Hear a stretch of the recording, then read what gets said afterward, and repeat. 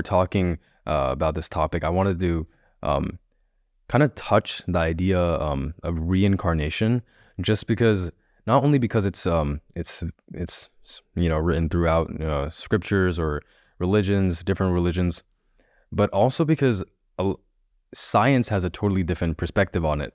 But that being said, you also see all these documentaries and stuff where people are getting these near-death experiences, and lots of kids, 6 years old, 5 years old, or whatever, they're talking about their past life.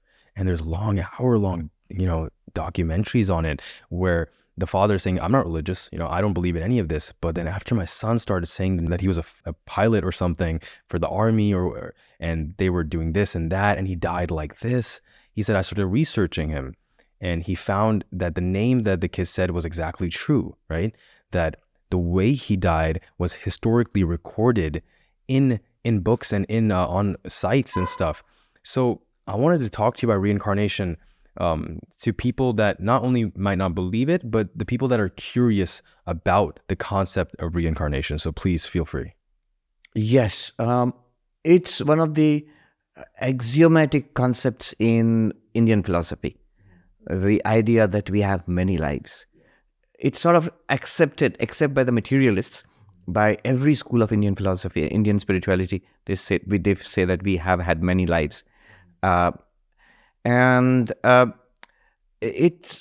Science denies this because from a completely materialistic perspective, science considers us to be just this body. And it's clear that at physical death, the body surely does die. The body disintegrates. You burn it, or you cremate it, or you bury it, or whatever, it's gone. So if we are just this body, then after death, we are gone. But all religions speak about a soul, something that is more than the body. So when the body dies, there is no particular reason why that should be gone too. Our mind and our consciousness. Now, materialists would say that your mind and consciousness are being generated by the body, by the brain and the nervous system. So when the brain and nervous system are dead, in a dead body, you won't have a mind or consciousness and left. But if that's not so, if the mind consciousness is something independent working through the body-mind, then that opens up the possibility that this mind consciousness could survive potentially the death, the physical death of the body. Now, you talked about evidence. There is, I believe, I haven't investigated this, but I have come across books and reports. I have met people doing research on this. The University of Virginia, I believe, there's been a long-running project to record and archive evidence of survival after death and past life experiences. So they have a huge amount of material, it seems. And I've met people who have done research on this. So there is quite a bit of evidence, actually. The thing is, a hardcore materialist would try to explain away or ignore that evidence. Let me give you a little bit of a reasoning, what we call in Sanskrit yukti. Why would you believe that something survives, that we survive the death of the physical body? The reason is, when we are interacting with people, I'm talking to you, you're facing me and you're looking at me and interacting with me, you clearly feel I'm a person. You don't think that you're interacting just with the body. I also feel I'm not interacting just with the body. There is a conscious being in that body. And this is common sense. Everybody feels that. We all feel that. Why just in human beings? We feel that our pets have, there's a conscious being there. We are not interacting with a dog body or a cat body. We're interacting with this sentient being called a dog or a cat. Completely makes sense, yeah. Now, this part is not controversial. Everybody feels that. But the next part is interesting. When the body dies, what gives us the right to think that sentient being is dead? Just because we can't interact with it.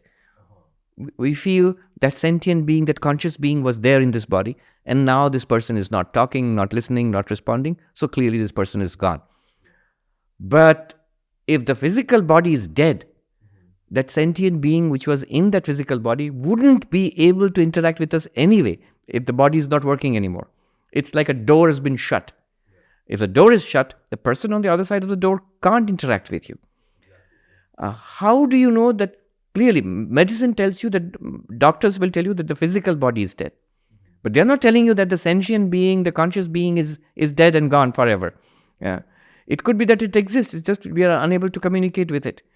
And the clinching piece of reasoning here is, if you were satisfactorily able to explain this mind and consciousness with the help of brain and nervous system, then I would say, yeah, you have a case. When the brain is gone, nervous system is gone, no mind, no consciousness.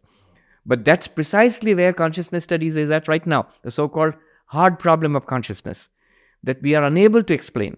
Neuroscientists, consciousness studies experts, we are unable to explain how brain processes produce conscious experiences.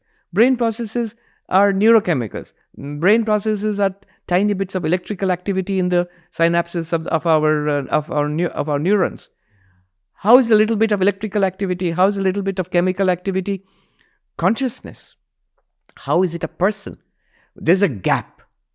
And until you explain literally how the brain is producing consciousness, if it is at all producing consciousness, until that time there remains a clear possibility that consciousness and mind are not literally the brain, and when the brain and the body are dead, that could still be existing. Then you bring together all this experience of past lives, all that evidence which is coming, and it seems more and more possible. And the entire culture, I find it frankly difficult to believe that all these religions across the world, including the first peoples, the Aborigines and the tribal societies in India and in other parts of the world, and all our major world religions, all of them say that something exists after death. Across all human civilizations, and across time, how could everybody be completely and totally wrong, and only today I, the materialist, am completely right? It seems a bit too much.